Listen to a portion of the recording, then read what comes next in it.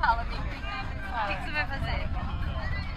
Oi, ó, a gente vai contar o que aconteceu aqui. A gente tava na fila pra ir ao banheiro e veio um cara, veio falar com a Ana e falou assim, o primeiro comentário já foi completamente desnecessário. Ele falou pra Ana, só tem Miss aqui. E aí ele virou pra ela e falou assim, Miss Filipinas. Aí depois ele falou pra Ana assim, a seguinte frase, sai com esse coronavírus daqui. Ele falou isso pra mim.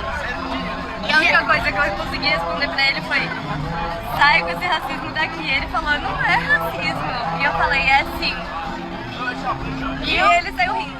E eu não tinha escutado o que tinha acontecido, eu só tinha escutado a primeira frase, então eu não fiz nada. Bem legal, bem legal. Muito legal. Eu saí do trabalho, fui comprar os negócios. Aí o moço só chegou e falou, é coronavírus, né? Porque eu tava de máscara. Sim. Português? Sim. Ah, tá. Where are you from? Brasil. Por que tá ali?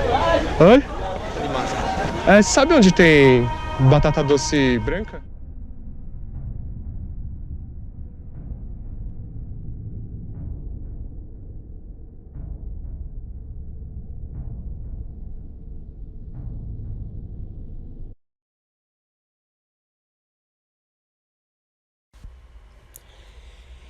Inteligentes, limpos, sérios, esforçados, vindos de uma cultura diferente, interessante, bonita, enfim, uma minoria a ser seguida. Essas são algumas características do estereótipo com os asiáticos no Brasil. Seria bem confortável, no entanto, ser visto assim, ser posto nessa caixinha. Apesar disso, algumas brincadeiras, como as outras pessoas puxarem os olhos para imitar, ser chamado de pastel de flango, às vezes de japa, são só alguns contratempos de viver em um país que é bem preconceituoso com quem não é branco. O balanço ainda é positivo, e para que reclamar? Tudo é de boa, até que deixa de ser. Até que uma coisa acontece que força os verdadeiros preconceitos a serem expostos. Como um vírus que surgiu em um país asiático. Se surgiu lá, logo a culpa é daquele país. E já que você tem traços que se parecem com quem vive naquele país, a culpa é sua.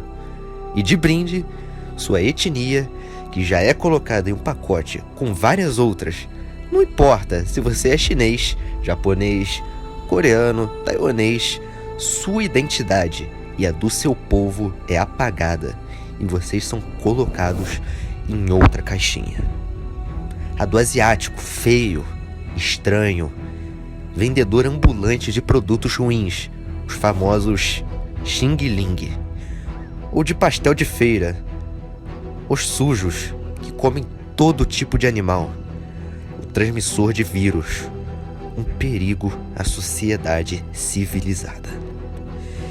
Isso foi o que aconteceu depois do primeiro caso de Covid-19 em dezembro de 2019 na China. A escritora, colunista e quadrinista Flávia Gazi, em seu texto sobre estigmas sobre os chineses, diz que assim como a AIDS foi usada para legitimar o ódio com homossexuais, o Covid-19 foi usado para legitimar ataques contra os amarelos. O preconceito sempre esteve aqui, camuflado sob piadas, digamos, inofensivas. Até que rolou o estopim, que fez com que esse problema, que sempre foi velado, ganhasse força suficiente para vir à tona. Para ilustrar mais ainda esse cenário, durante a Copa do Mundo na Rússia, a seleção sul-coreana conseguiu o feito de eliminar a poderosíssima seleção alemã. Na época, campeã do mundo e uma das favoritas.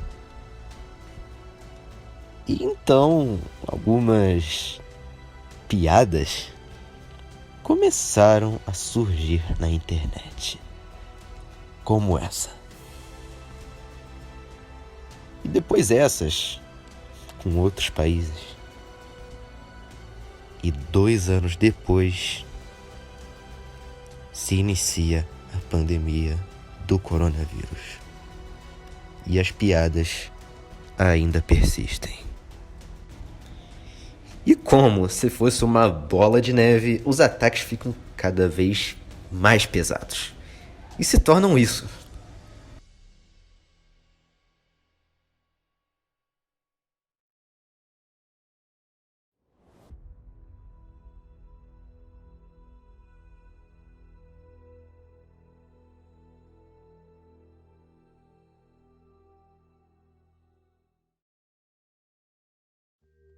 Ao redor do mundo, a violência contra asiáticos aumentou muito.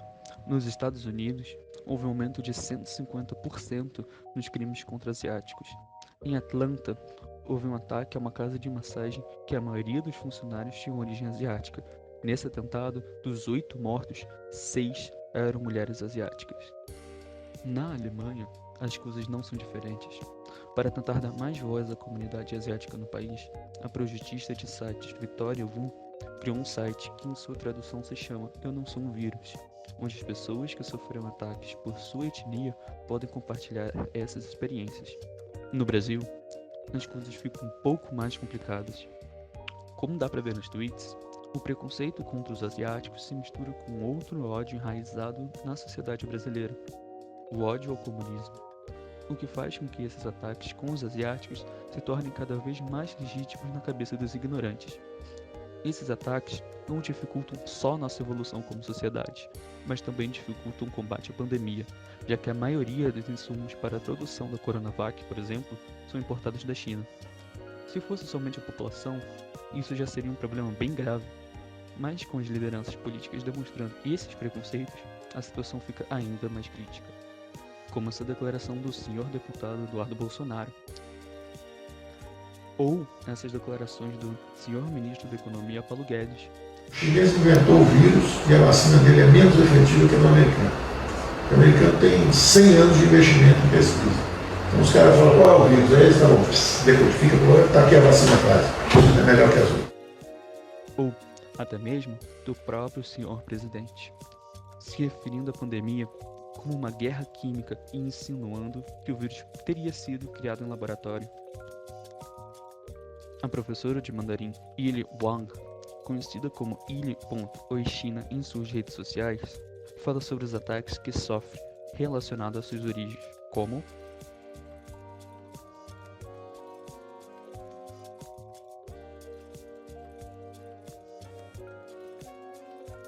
deu um depoimento na virada do ano sobre os ataques aos asiáticos em 2020.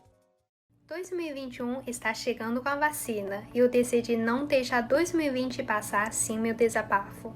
Quando a China demorou 2 semanas para confirmar que surgiu o novo vírus e reportou à OMS no final de dezembro de 2019, o pessoal falou que a China escondeu a informação. Quando a China avisou em janeiro que é importante usar máscaras porque o vírus pode ser transportado pelas pessoas assintomáticas, você lembra quando que você começou a usar máscara? Em março?